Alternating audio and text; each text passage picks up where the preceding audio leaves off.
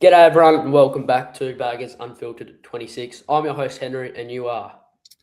Louis from the Perth Blue Baggers pod and Carlton Flaggers. It's good to be here. It is good to be here. Wait, is it? Oh, I don't know. It was a confusing, imperfect match certainly last that. week. Yeah.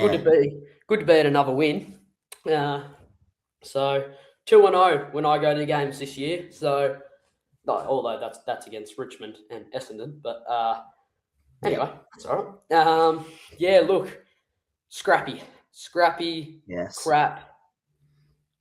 But also a bit of fight. There was a little bit of fight, and there was a way that we were able to just wrestle back momentum in a Carlton fashion. Like it's not pretty. It's sure as shit not pretty, but it works. It works. We get 4 points. We run with it. We go into the bye. We refresh, and we say, look, we're about 50-50 at the start of the season. There's been some really good. There's been some really shit, and at the moment, all we can hope for is just them to just keep being consistent. Because unfortunately, and we can't put it past ourselves, we have dug ourselves in this hole. So we've dug ourselves into 8 losses, and we've also dug ourselves up to 5 wins as well. So look, nothing's over. Like nothing's over in this year. Which is really, really good, and the competition's really close at the moment. Like you'll see Collingwood have just gone on a month of losses or whatever it is, and they're still hanging on near wild card. So we have to look at it from that perspective. Look, I'm actually pretty happy that there's a bye at the moment because after that, you can just tell the players were a little bit iffy in their post game interviews. They were like, "Oh yeah, look, win's a win." But Dan was nearly eating 100 cheeseburgers, so that's not ideal. That's really not ideal. And I was very wayward with my predictions going in. Confident. I think there was a fair few. There was a fair few sort of predictions that I put out, and I'm trying to find it now because Louis in his Carlton Community Flaggers chat, if you haven't already, go and join it. Yes, please. I've gone Carlton by 88, Ison 4 goals, Benson Mackay combined for 10, Henry and only Carlton to meet. We got that one. Wilson to have 30 disposals and Ison best on. So I think we've got about one out of the 7 predictions there. So and one of them was in your control. So one of them was in my control. So obviously that's that. I also met everything Carlton. So if you haven't already, go go follow them on Instagram. They're nice people in real life too. If you ever see them, you won't see everything Carlton, but you might see a tush here and there, which is only Carlton. Go and just say g'day. Nice fella. Nothing but respect for him. And yeah, it was really nice. Got this together. And maybe Louis, if you have got that little, if you have got that photo or want to find it, then put it up on the screen because we've photoshopped Louis into one of the photos. No, we can't show everything Carlton. We can't. Yeah, that's right. No. Although he is on the end, so I could crop it, but yeah, but we won't do that. We're not going to go through the hassle to do that midway through a podcast. So the viewers are here for analysis, not our personal lives. So there's a bit of nitty gritty to get into in this one, so we'll get started. Man, where do we start? Because it's not good, but it's not bad. Like it's just imperfect. You break it up into the 2 halves, right? So first half, we very much lacked the run. We were conceding way too many uncontested possessions and marks everywhere. We were lucky enough that Essendon didn't take the routes through the corridor. They could have really have punished us through there, but either they don't have the expertise to do that or they didn't have the confidence. And they didn't make the most of their shots either. So we could have been down 30 or 40 points at half time, yet Harry Mackay was able to, keep us in it with touch. It was basically at one point it would seem to be Harry Mackay versus Essendon. Yeah, I'm just trying to bring up some of Mackay's stats. Actually, we probably can do that later. Essentially, what won us it was the efficiency. So Essendon finished with plus 25 contested possessions and plus 7 clearances, but we won with by being far cleaner going forward. Yeah. It's not very usual for us to win this way, but we managed. So in the second half, 57.1% of our inside 50s became scores. That doesn't mean that we kicked goals from that though, because only 33.3% of them became goals in the end, because we were very inefficient our shots and goal. So there's an area to work on too. Third quarter, we had 11 inside 50s, 6 scoring shots, and went at 54% efficiency. We didn't need more opportunities. We just used ours better, I think is how I'd sum up that. What else can I say? We'll go into plenty of the unsung heroes in this. What about our first half? I think Pretty disgusting. Yeah, Josh Fraser said at halftime we didn't resemble the team that we'd been over the previous month. So Yeah. I assume I don't know how the extent of his spray at halftime, but it was, reasonable. Probably not like a Vossi spray that we've seen before. But anyway, the response was exactly what you want from a growing side like this. We started seeing more tackles laid, started seeing more pressure acts. Pressure was over 200 in the last quarter, whereas it was only in about 150, I think, when it came up at halftime. So that motivated the players. Scores leveled by three-quarter time after being outplayed for much of the first half, as you probably know, and as a great example of a coach identifying a problem and then players responding. So do we respond in that way? You know how we kicked the 4 goals in the last quarter and then Essendon came back at the end. I don't know whether we would have won that type of game under Voss. No, it wouldn't have. No way. No way. Because players don't have that type of mentality. Yeah. No way. Exactly. There was 3 or 4 minutes and they kicked 2 goals already. They could have kicked one never more. say that. And that's actually what I've noticed over the last 2 or 3 weeks is when we when we were in the Voss era this year, at the start of the year, teams would be getting a 4 or 5 goal run on us, and we've seen that from day dot start of this year. But now under Fraser, what I've seen is we've been going for 2 or 3 goal patches just to give ourselves a little bit of breathing space. In the end of say that third quarter, just to tighten things up and give ourselves the best of opportunities to really try and fight back. So, look, it's been really good, and then it's just that last quarter in that last 5 minutes where we just go a little bit shaky. So, look, we didn't against Geelong, and our captain stepped up and won us the game single-handedly. You can obviously say there's a fair bit of other people, but Patrick Cripps was the one that kicked the goal and won us the game. And then you had this week where it was probably team combined, but it was also maybe when I look at Ben Ainsworth, who really just turned his game on in that last quarter. He was huge, like really, really good. And how many disposals did he have in that last quarter? Let's have a look. It doesn't really matter. It doesn't really matter with disposals. It was just some impact that he had, just tackles, all that sort of thing. This was his best pressure rate game of the season, I think, for Molly Ainsworth. 2 score involvements, his 1 goal, obviously. So reasonable impact there.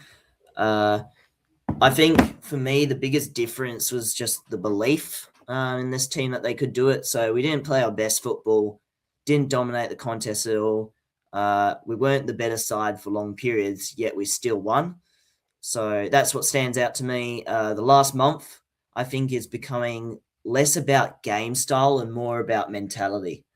So this group now believes it can absorb pressure, adjust mid-game, and find solutions.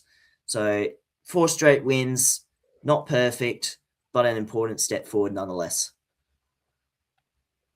Yeah, just 4 points at the end of the day. Just 4 points, and it's 4 points that we just needed, just to keep rolling, and that's all we need to do. It's going to be really hard to make wild card. No, not really hard, but it's going to be hard enough with probably the last month, 2 months that we have coming up in the season. And we've got some pretty tough we've got some pretty tough opposition. We got Hawthorn, who always seem to beat us. I don't know how. They just do. We have Gold Coast who will more than likely win. That'll be probably maybe 50-50. It's one that can go either way. And then you have Collingwood, who always seem to beat us by a goal. You also got North Melbourne, who I don't know if we play them again this year, but they always seem to beat us. And Richmond put up a contest. Yeah, Richmond will be another bloody tight one. West Coast are in good form. Brisbane, who knows? They can go on a magical run still. I wouldn't rule them out of premiership contention still. Freo at the end. I think Freo, if they're finishing top 2 and whatever, and that's locked in, then they probably don't need to push themselves. They'll probably rest some players, so we might be able to snag a win there. But really, we can only afford to lose 3 more after this to be safe. That's rough. I think we'll lose maybe 4 or 5. I know I'm a very, very much quite delusional, but sometimes you have to be realistic. Can we do it? Can we do it? If we beat GWS, I think I'll be off the rails. If we beat it depends how much we beat them by. That's the thing. And it depends which GWS you get on the day. I'd say if you can beat GWS by 5 or 6 goals, we'll make wild card, without a doubt. And that's really getting into the short side of things. Like if we beat GWS by 12, 18 points, and you got them on a bad day, I'm still not going to be 100% certain. Say we go on a run like we did in 2023, win every single game. That would mean Fraser would re-sign. He'd sign his coach. I'd almost put money on it. I wouldn't put my life savings on it because there's not enough in there. But so I think he'd sign. He'd have to sign. A whole lot of hypotheticals. That's the thing, yeah. So we'll wait and see. Enjoy the ride for what it is at the moment, but also keep things in perspective. And also, I think another big thing to take away from last game that I mentioned in the preview was don't be complacent. And the players looked to be complacent because they didn't try hard enough in the first half. So can't afford to be complacent against someone like West Coast or Richmond to come up as well. So they need to bring their best for the full game, as we usually like to say. So let's go into the player analysis, because there's not as many players as last week. It was probably quite a struggle to try and find a top 5. That's something I found on our podcast the other day. Bear with me, just trying to find the stats. Here we go. So Harry Dean, I would have given my player of the match to him. 15 disposals, 8 marks, 87% disposal efficiency, 8 intercepts, 5 1%ers. Lockdown caddy, as we know. Only thing is he let him off the hook a little bit late. But I'd say yes and no to that one, Louis. You've got to take note of the terrible kicking of the Essendon players. I'd say there's probably 4 or 5 chances that Caddy could have got there, but as Carlton fans, we will say that Dean absolutely bitched him, even though he didn't. Anyway, he's really good. He's really good, Harry Dean. Really, really good. Well, what I'll say is they still limited Caddy to only 5 or 6 disposals and only 4 score involvements. So not that much impact. Whereas he himself had much more impact with his, 8 intercepts, 8 marks, and 5 1%ers. So I think he also, maybe the goal part might be debated, but impact-wise, I think he had him there. As we said, Harry Mackay kept us in it in the first half, and then an important third quarter goal as well. 16 disposals, 7 marks, 6 score involvements, 3 goals, 394 metres gained, 5 clearances, and 4 inside 50s. George Hewitt, 27 disposals, 6 marks, 4 tackles, 11 contested possessions, 5 score involvements, 1 goal, 4 clearances, 4 inside 50s, and 8 ground balls. So I think Hewitt did a very important role locking down Durham in the second half. He still had about 12 odd disposals, but didn't get much more clearances after the tagging. And yet Hewitt got disposals over him, and had 6 coaches' votes. Yeah, just one of his better games, Hewitt. And when he's on, he's best game of the year for him, I think. Because, most standout game at least. Blake Acres. So he was someone that I thought wasn't a culprit of not running in the first half. And that would be uncharacteristic of his game if that was the case. But, he's had 22 disposals, 10 marks, 86% disposal efficiency, 5 score involvements, 5 ground balls, and 369 metres gained. Talked about Ainsworth, 20 disposals, 6 marks, 4 score involvements, 1 goal, 18 pressure acts, 341 metres gained, and 5 ground balls. That crucial last quarter goal as well, as we remarked on. What did you make of Chera's game on the wing? So he had 18 disposals, 89% disposal efficiency, 11 marks, 5 intercepts, 5 score involvements, 376 metres gained. Because that's a different role of his. I think he's getting more meters gained than he was doing as a midfielder or inside mid. I just feel there's people wanting that role more than him. Like there's people that can play that role better than him. There's people that can play his midfield role better than him. It's so hard to try and pick a position where Ches can just explode. Right? He's just. Yeah, I think Lord. I think Lord's above him in the pecking order. Maybe just. It's definitely 50-50 between them two. Maybe I think Lord just gets the upper hand just because he's a bit quicker. Just got a little bit more grit about him too. He likes to take the game on. Yeah. Obviously, I'm not going to say Ben Cambrelli because Ben hasn't played a game of AFL and he's nowhere near Adam Chera level. But that's also another position that Ben's playing really well in the VFL. So, you want to see if he does it in the AFL. That's completely fair. But then it's looking at your Cottrells, who Lucas Cambrelli. I'm sorry, Louis. He's a fair bit behind, unfortunately, young Lucas. So does Chesser. He looks like it too. Oh, Chesser's gone. Yeah, Chesser's in trouble. He doesn't look it. But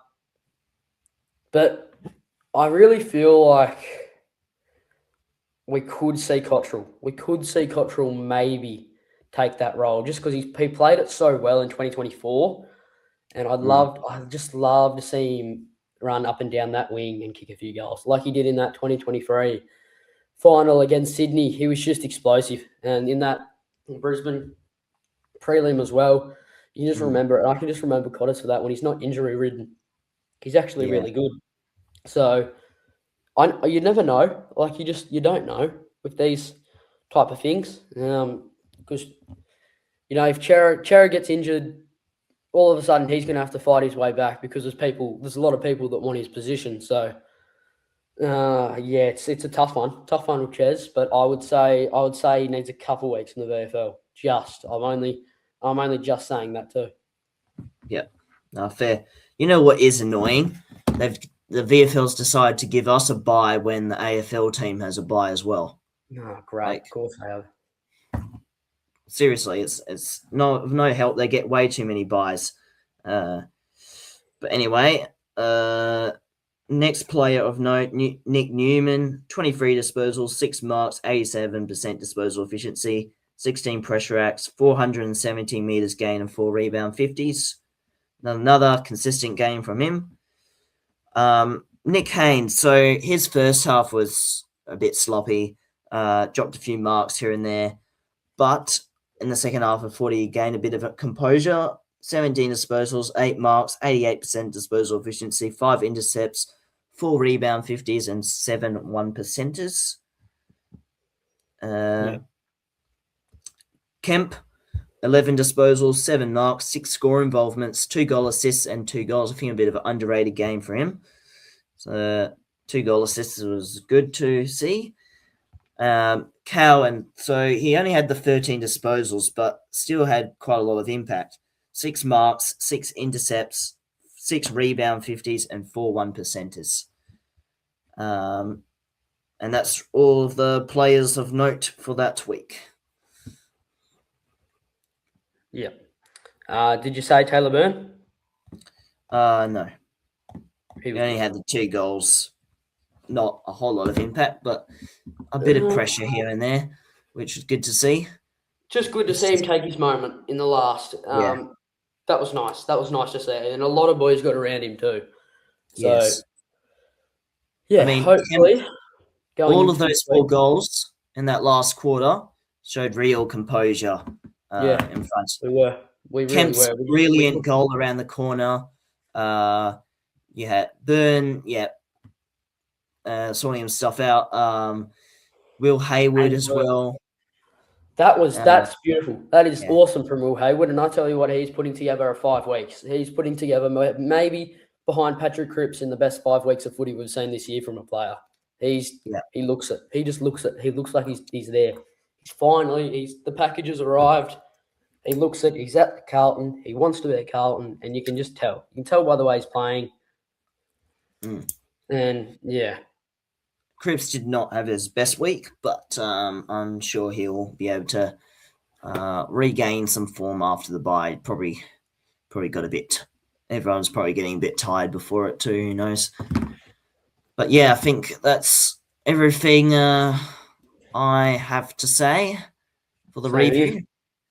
We'll get together this weekend and we will film hopefully a special guest episode, but also a season review. Oh, not review. See half the season review. Obviously, we're only halfway through the bloody season, so we'll just see. We'll see how we play out. We might get a special guest on for that one. We'll see what happens. I hope you all did enjoy this episode. It's a nice short one, just to make sure that we're all on the sort of same page. It was okay. It was an okay win, but we moved to 13th. Yep. We have a bye. Hopefully, we can get a few more wins, and we'll go from there. Righto. Thanks, guys. Go Blues. Cheers. Make sure to like and subscribe. Up the baggers.